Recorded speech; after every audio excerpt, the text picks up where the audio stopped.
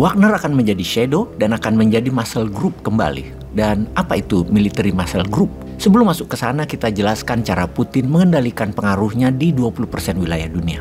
Putin adalah pemimpin perang yang brilian. Putin kita tahu memiliki trisula atau trimatra pasukan militer. Tentara Federasi Rusia, Chechen Fighter, pejuang Chechen di bawah Ramzan Kadyrov, dan Wagner.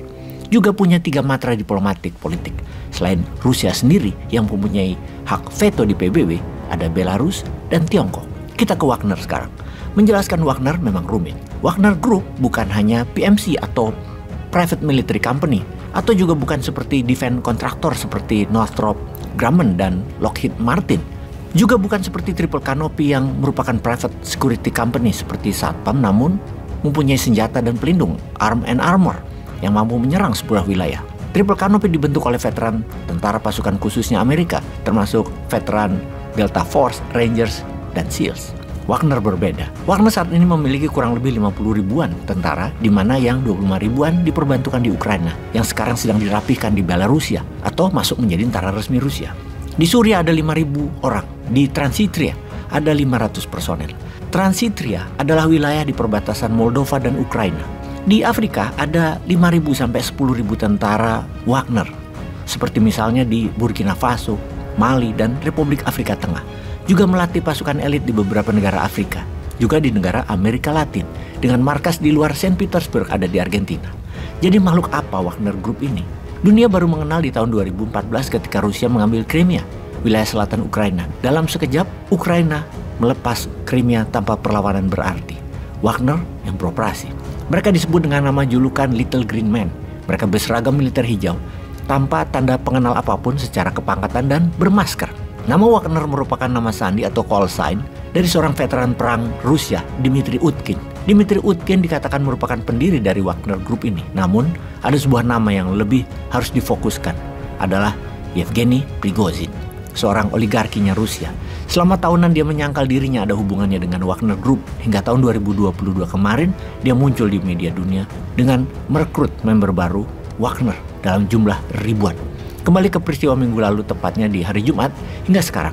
Kita harus perhatikan kata-kata Putin kemarin yang dengan jelas mengatakan bahwa pejuang Wagner adalah patriot. Dilanjutkan dengan pernyataan dari Menteri Luar Negeri Rusia kemarin, Sergei Lavrov, yang memberikan pernyataan resmi bahwa Wagner di Afrika dan seluruh dunia masih berbisnis seperti biasa.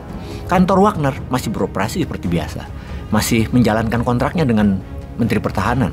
Wagner beralamat di gedung mewah di Saint Petersburg sebagai perusahaan bisnis konsultan pertahanan, bekerja sama atau bermitra dengan Kementerian Pertahanan Rusia.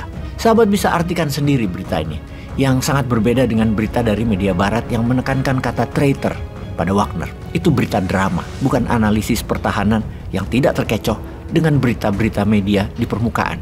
Rekam jejak Wagner bisa terlihat sejak tahun 2014. Wagner bukan hanya muncul di Crimea, namun berada setidaknya di 8 negara Afrika dan beberapa negara Amerika Latin.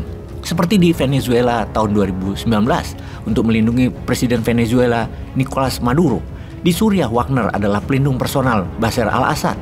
Di Afrika dipakai melindungi pemimpin negara Afrika yang lemah militernya dan rawan dikudeta. Misalnya, di tahun 2017 Republik Afrika Tengah, di mana presidennya ketika itu Faustin Todera yang menghadapi pemberontakan di wilayah tambang berlian.